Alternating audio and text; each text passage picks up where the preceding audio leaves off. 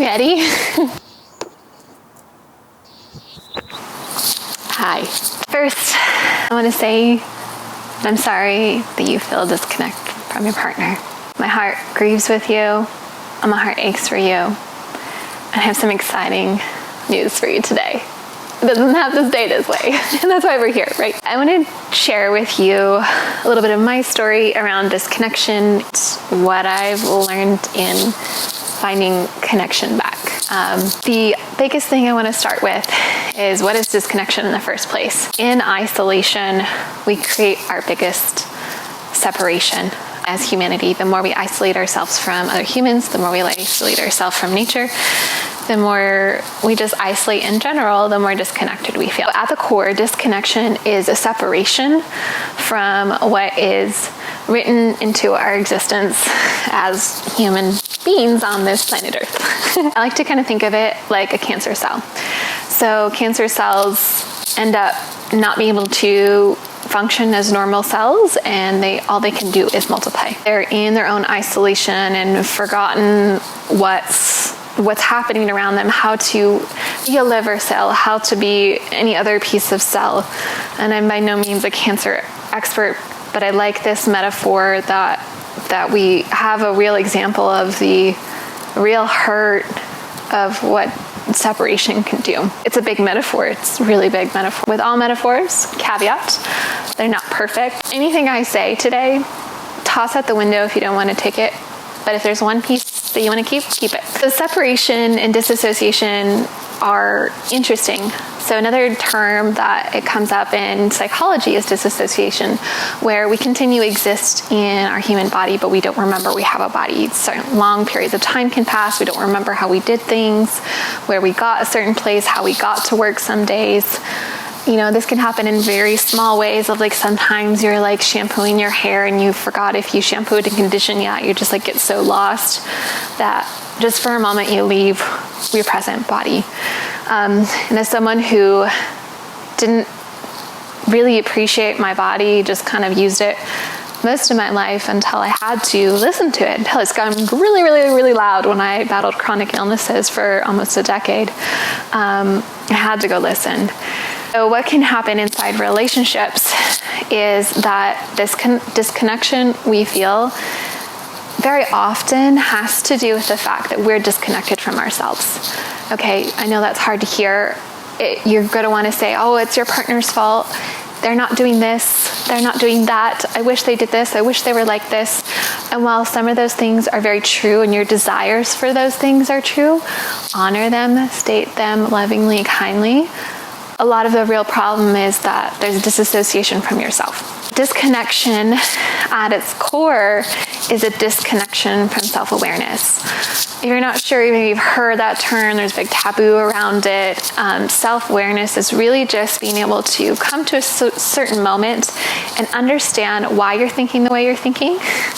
Butterfly flying by. Why you're thinking the way you're thinking, why you're acting the way you're thinking, observing your thoughts before you react, and instead of just reacting and then sometimes regretting what you did because you weren't in a state of observation. So having self-awareness is having the cognitive recognition of your behaviors and taking responsibility for them. And unfortunately, this is not taught unless you've done your own work, unless you were very gifted with very emotionally intelligent parents. And so that's why I'm here. I'm here to share the journeys I've gone on, and hoping that in an easy way I can share these things with you that will help you expedite forward into a life full of play and joy. Big piece in feeling disconnected from our partners is needing to know yourself really deeply. And most people think, oh, I know myself. I know what I like, I know what I want, and things like that. And very often we do. We know some things about ourselves. We know our personalities, these suits we've put on, these suits we've built as humans to be able to exist in certain environments. And what those are truly called, and all personalities really are, is coping mechanisms that we adapted as little human beings in our childhood to handle the environment in which we are given. and they are so wise, they're so beautiful, but they become very outdated when we continue to use those coping mechanisms that we used in childhood into adulthood. And that's when a lot of problems come in relationships, is we're seeking for our partner to hold worth and value for us. We're seeking our partner to fulfill all our needs and desires. And all of these things, yes, can be experienced inside relationships, can be validated and affirmed, and that's a big part of human existence, is needing the other to see and witness each other. A big piece is needing to see yourself and witness yourself and give yourself what you need and what you want. So a big piece is knowing what that is. Like, I was given a task when I started doing this work of list a page of all the things you want in your life. And I couldn't. I could list like a couple things of like, I want to go to Italy one day. I want to travel in a camper van. I want to be able to eat Italian pasta and pizza one day. I don't eat gluten right now.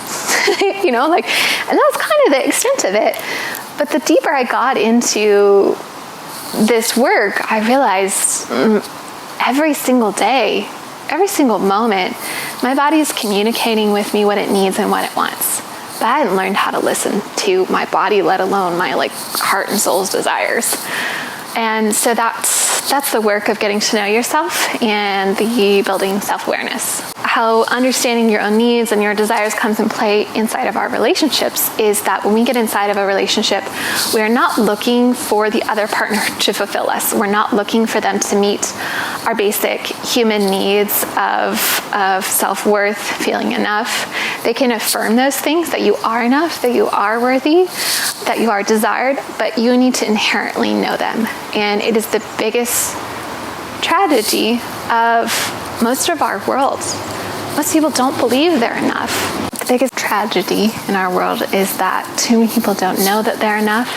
They don't know that they're worthy, that they don't know that they can state their needs without using coping mechanisms of our past to get our needs met. It's just complicated. However, it's easy to untangle once you understand how to untangle it. What happens in relationships is that we try and look to our partner to feel worthy, to feel lovable, to feel enough.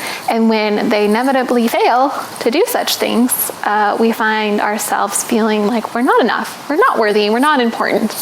And that gets really messy and complicated when we feel like we're constantly being disappointed by our partner because they weren't meant to fulfill those needs in the first place. What happens when you truly understand your own self-awareness? You come to recognize these patterns of how you're doing that to your partner, putting these things on them that aren't theirs, that they're for you to give to yourself and rediscover them in a way that maybe wasn't given to you in the first place. And honey, I agree with you. This shit's not fun sometimes. It's hard. It sucks to have to like go inherently find your value when that should be given to you as a young person. And many of us didn't get that because our parents didn't have that, and they didn't even know what that meant. And so we're here, we get to do this work, we get to shift the paradigm. And I hope that empowers you to take a big step today to go do this stuff. In our relationships, what happens then when we feel enough, when we feel worthy, we get to lean into knowing really what we want and being able to communicate that well. So, and we get to communicate what we want from our partners, what we really desire after we've already fulfilled some of these basic human needs of feeling worthy and loved and enough, then they get to reaffirm it to us. And all of our relationships get to be a mirror for us instead of our food to stay alive. Okay, what happens is we get into this and you get to state what you want, and you get to get really clear about what you want. To all my masculine people out there that lean towards the masculine energy, you ever had a partner that said, honey, I want this and this and this. You're like, okay, let's do it. But the moment they're like, well, I don't know if I want this or I want this. I want that one. I don't know. The indecisiveness drives you mad. Okay, we get it. It's hard. I'm sorry we do that. It's because we don't know what we want. We don't know how to be honest with what we want. And both feminine and masculine, leaning personalities go one way or another, whether you identify with one or the other. we both do this.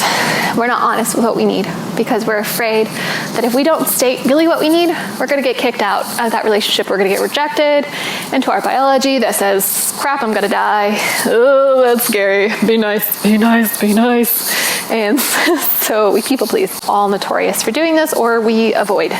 We don't address actually what we want, and we suppress ourselves, and we suppress ourselves, and we suppress ourselves, and we stuff ourselves, and we try and satisfy all the things we need with everything that's not really satisfying. Whew. I know. So I'll just take a deep breath. Pretend you're out here in this nature with me.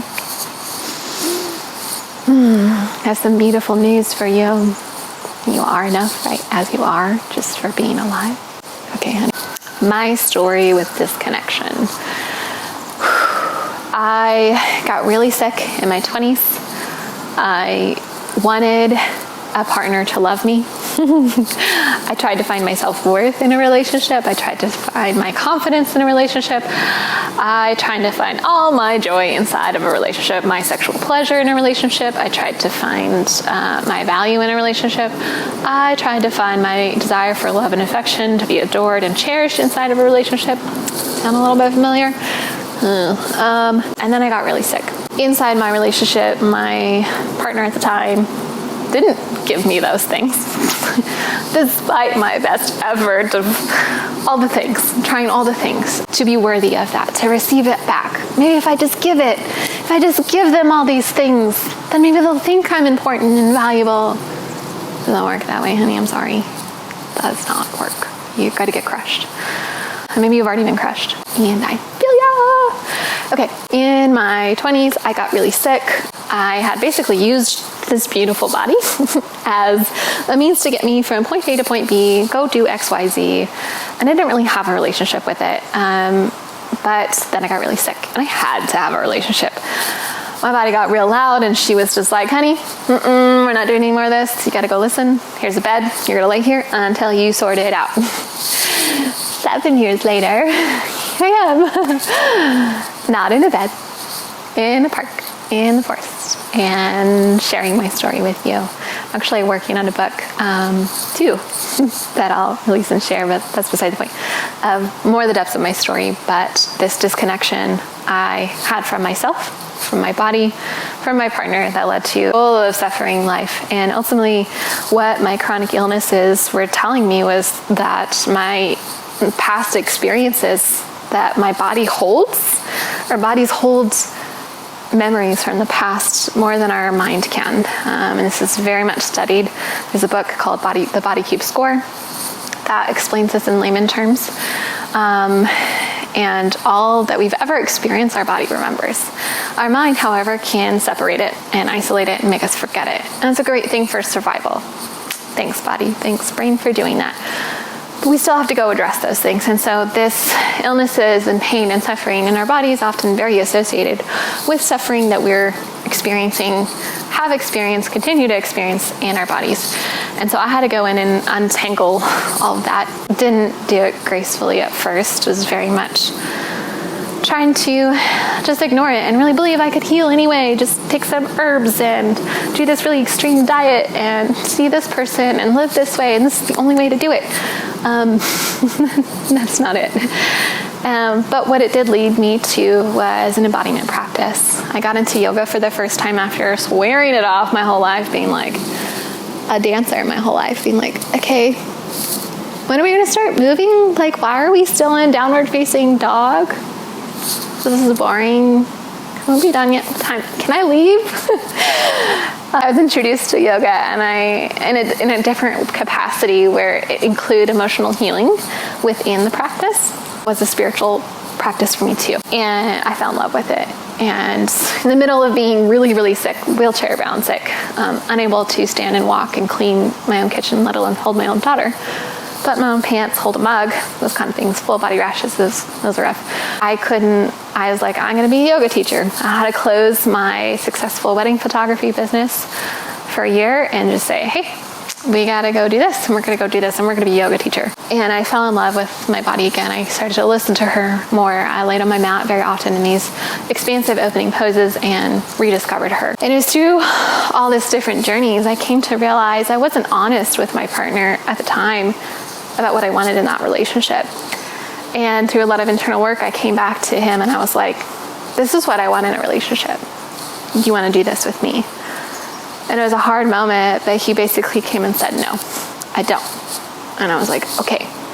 So for me, that was the end of a decade-long relationship, but it was the beginning of me being honest with what I really wanted in my life and a deep self-discovery journey. Repairing the disconnection we feel in our partnerships is understanding emotional intelligence. If you haven't heard that term, basically it means understanding what feelings are, how to step into what's called the role of the observer, stepping into that self-awareness, understanding our thoughts are not us, our feelings are not us, they are experiences happening to us. And to separate ourselves, this is a very deep yogic principle, but it's also steeped in a lot of other cultures, and it's used a lot in psychology too, if you ever have the beautiful opportunity to work with a wonderful therapist. Building this emotional intelligence is a big piece of healing this disconnection, because we begin to name and understand and have compassion for what our body's experiencing, what it has experienced, what needs to heal from the past, and how we can move forward in the future, validating our own experience. The biggest struggle most people face is the invalidation of their past experiences, the invalidation of their current experiences, and this is a form of abuse to ourselves and abuse to those around us. When we invalidate anything we've gone through in the past, we are saying that didn't actually happen, but our body is screaming at us saying, no, this happened, and we keep repeating these cycles over and over again, and it keeps saying like, no, this happened, and you're like, no, it didn't. That denial is really damaging, and so the body gets creative in ways to express it and get our attention. And our beautiful, beautiful, beautiful bodies don't stop trying to get our attention. You know, as children that don't get attention, they usually develop coping mechanisms to stop getting attention from people that didn't give them the attention they needed as a child, and they evolve, right? But our bodies are like, hey, pay attention to me, pay attention to me, pay attention. And I think it's so cool that we contain this coding inside of us that says, hey, you gotta deal with this. You gotta deal with this. I don't care how old you are, how long you've been on this planet, how many lives you've been through on this planet, you gotta deal with this.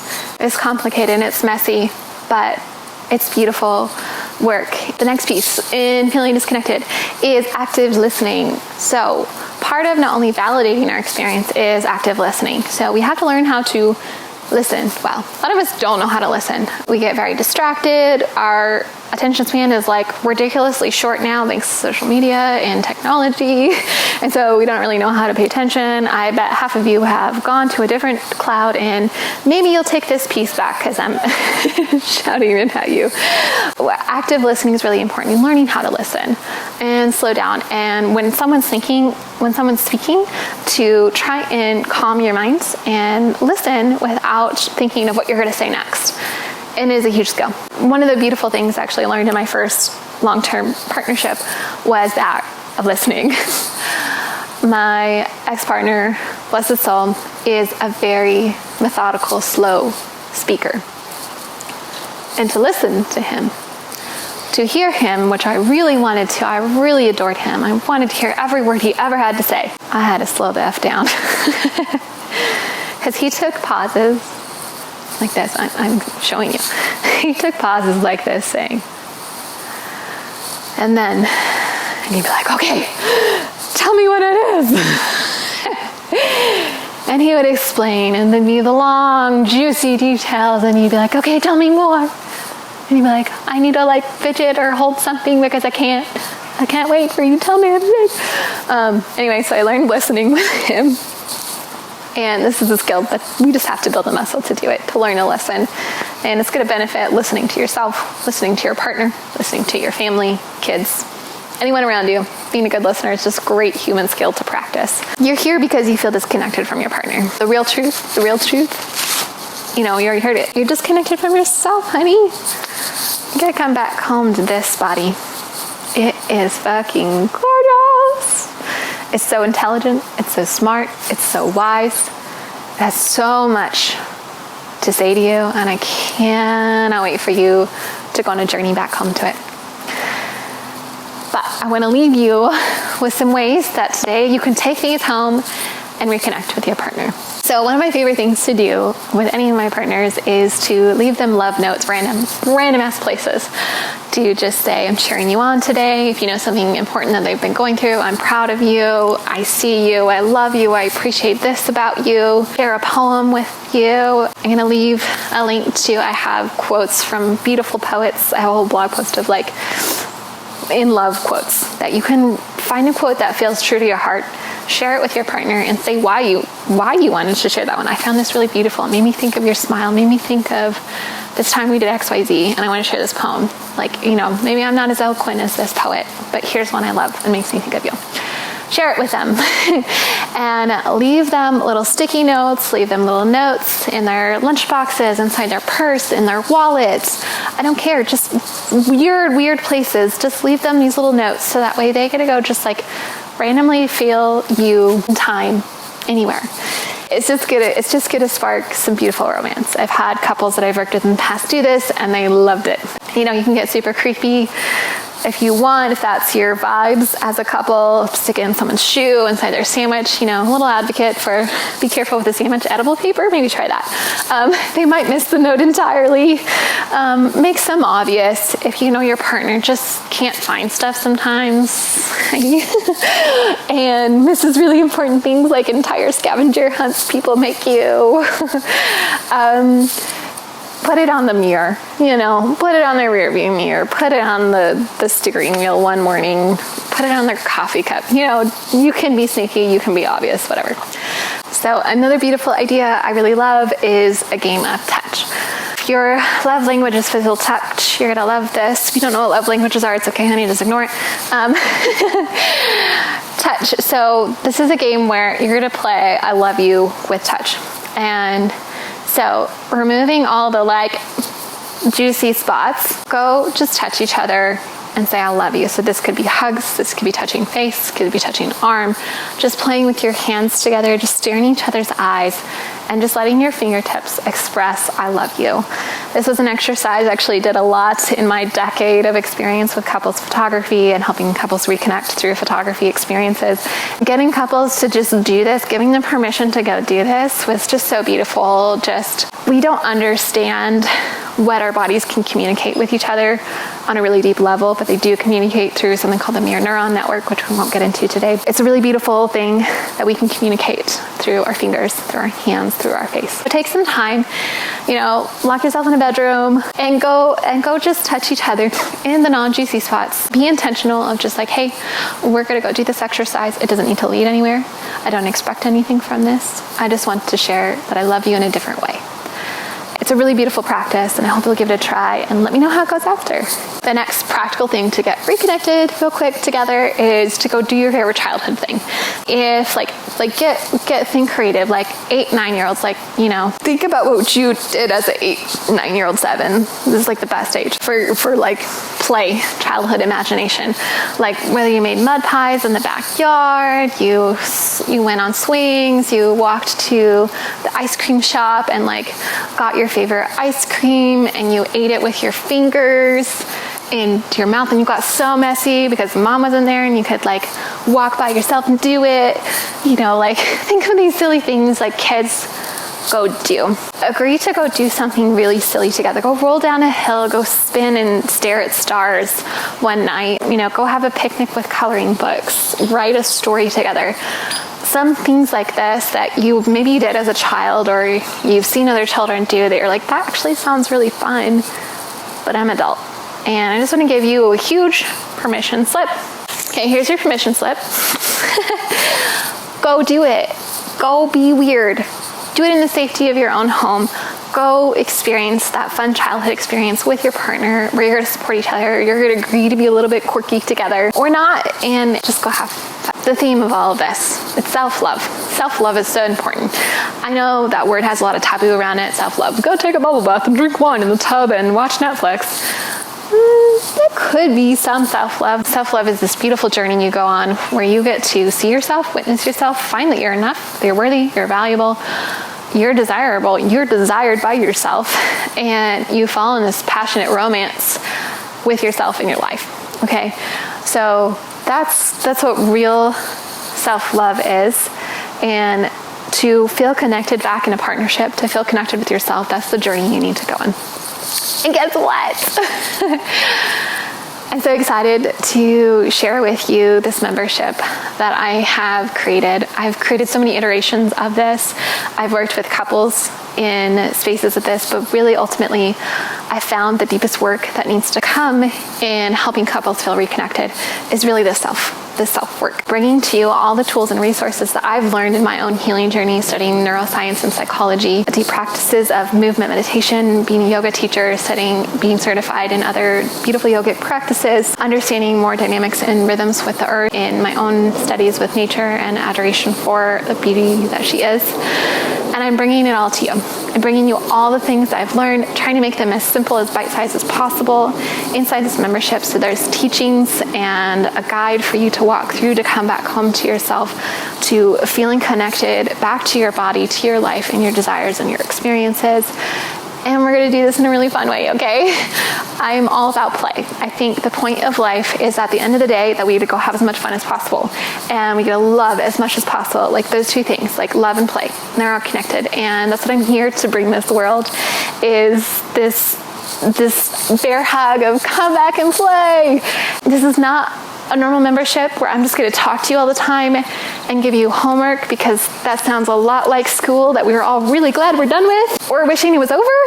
These are going to be fun exercises like some of the connection experiences I gave you. There are going to be some yoga practices, some meditation practices. There's going to be some journaling if you love writing. There's going to be some different experiences that you can go down and kind of take and pick what experiences feel true to your heart and what feels good. But I hope no matter what, after just watching this video, it empowers you to go take the next journey into embodying a practice of self-awareness, of self-love, and coming back home and realizing that life is absolutely more beautiful than you could ever imagine, and you are worth the journey to going there.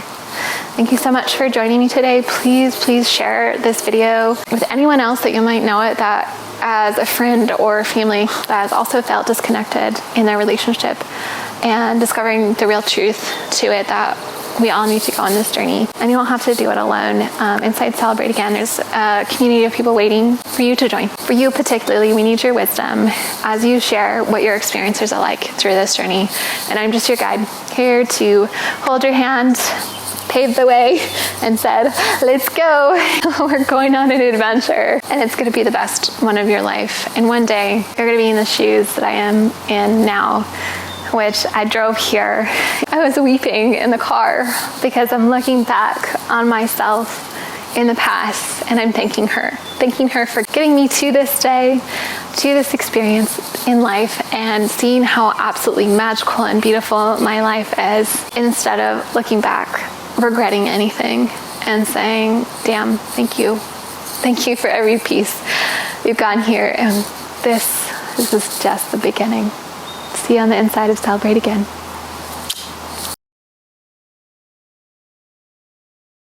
I don't know. My hand's gonna come up that high? Not yoga angles. Silly goose. I think this is it for me. I think that's gonna shoot my leg. What you're thinking? Butterfly flying by. My handy dandy notes. Handy dandy notebook. Throwback to Blue's Clues. There's a bug on top of my lens, and it's like about ready to crawl down. That's gonna be really interesting if it's just like, hey, curious, let's get in here.